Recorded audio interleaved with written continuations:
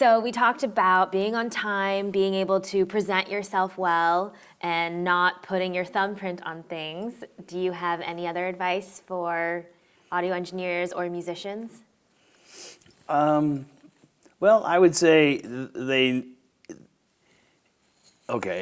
if they're doing an album and they have a special theme intended, then they need to, once they've kind of come up with all their songs and they've got an idea of what the album's going to be like, then it's real important to take the time in their own home environment and do a proper sequence or try different sequences out, especially if you're trying to tell a story. Right. A lot of records are like that, and they're trying to present a story, even though fact that today's world, we have mostly files. Right. But if they're still planning on intending it to go to vinyl, then they need to know that the song flow is important. So I always tell my clients to, okay, keep in mind, if you're out there to try to sell yourself and you want to do a good job at it, put your best foot forward. Put your best song first. Put your another great song that you have second. Then maybe slow the record down with a ballad or something, and then come back up with another fast song. But don't leave all of your good songs and all of your good writing at the end of the record, because sometimes if people don't like it at the beginning, they're going to stop listening. They're going to stop it, and they're going to take it off the platter or out of the CD and player, and they're going to put it in the pile, and then they're going to listen to the next one. Right. So it's very important to kind of try to remember to grab them. The artists that have already established themselves, they're the ones that people are going to probably listen to and see the whole thing. I just want to see, maybe I don't like these first couple songs, but I know he's going to make it. Yeah. He writes good stuff, and something's going to come up, But the whole idea is to make sure that you have some kind of continuity going on. That's what I think a lot of people miss out on in today's world of just digital only. But they're starting to realize it more with vinyl, because they know that there's a flow there. There's a story being told, and people want to know and get comfortable with it. So, and it's not a quick process. It can be done, but easily with iTunes, even if it's just the beginning and the ending of the songs. And then you can move them around and see how it all goes. In the old days, a lot of times people would just record the beginning of the song and then the end of the song, and have that on tape, and then they could move that around in different, just little splices, and just kind of see what sounded good coming out of one song into the next song, or what should I start this record off with? Right. I want to grab your attention. Right. I want you to go, wow, I got to hear number 2, Right. And those are the kind of things that they kind of need to think about. And it's always surprised me a lot of times in mastering when I get people that are inexperienced and they come in and they haven't even thought of that. Or they might even turn around to me and say, well, what do you think, Ron? And I'm like, oh my God, they haven't even got a sequence going yet. They don't even know where this is going. And I'm not the one that should be telling them that. They should already know this. So, I'll come right out and tell them that, because that's the truth. People need to think about where their music's going. Are they going to want to play this same record in 5 years, 10 years from now? The record that I did is, gosh, I did it when I was 19, so it's 50 years old. And I still have a good time listening to it. Yeah. So, that's kind of saying something. I'm not embarrassed. Otherwise, I wouldn't have said earlier in this program that you can go buy it. Yeah. So I try to make sure that, take some pride in what you're doing. Make sure that you like it. You get feedback from your friends and obviously people that come to the shows and so forth. So it's just important to take the time to consider,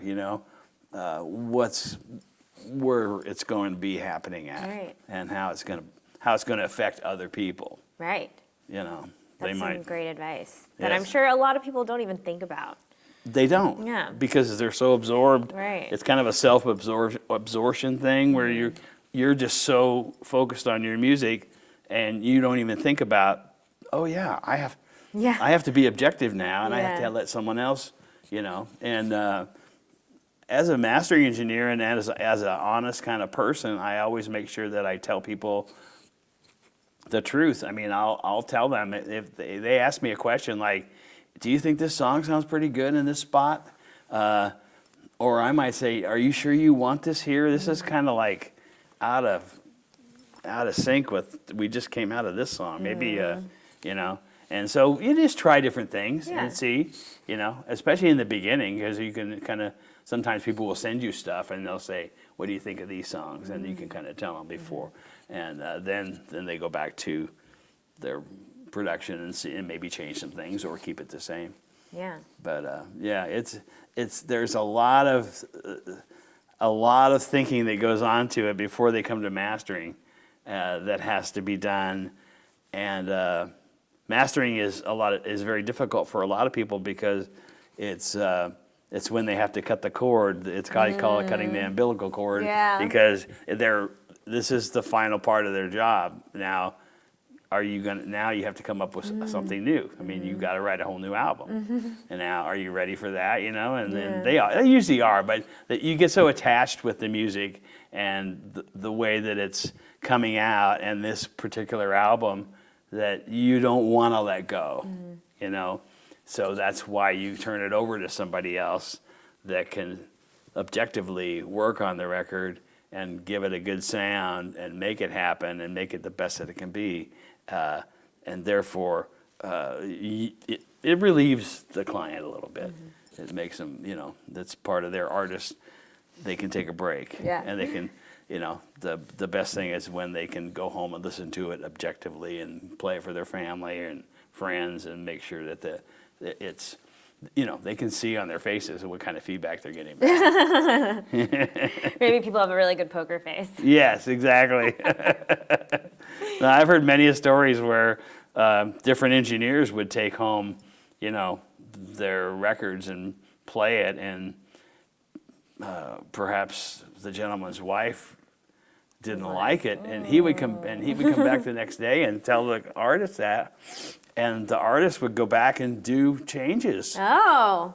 So That's good that they're open to the changes instead of saying, well, what does she know? No, exactly. In fact, they kind of like it, My buddy, mentor Wally Troggett, he would tell me these stories. He worked at Capitol. He worked in the room right next door to me. And he worked a lot with Julio Iglesias at the time when Julio was pretty big stuff. And he did all his records. And that same thing happened where Wally had cut an acetate. And he cut two in so he could take one home and listen to it too. And Wally's wife made some comments that she just didn't like the way the record was flowing. It wasn't hitting her right, and she was disappointed. And when he came back the next day to that session and told Julio that, he went back out and resequenced and did some whole things.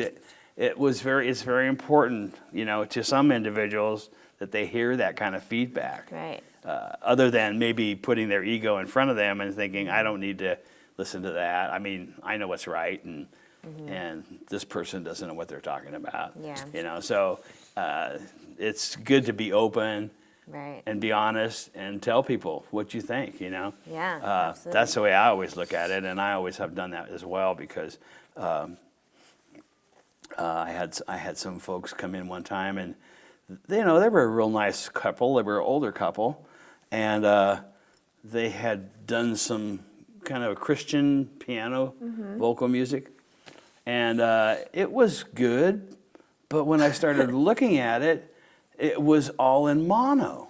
Okay. And I realized that the gentleman that recorded it didn't know how to record a piano, and he didn't know how to mic a piano, and so therefore it came out mono.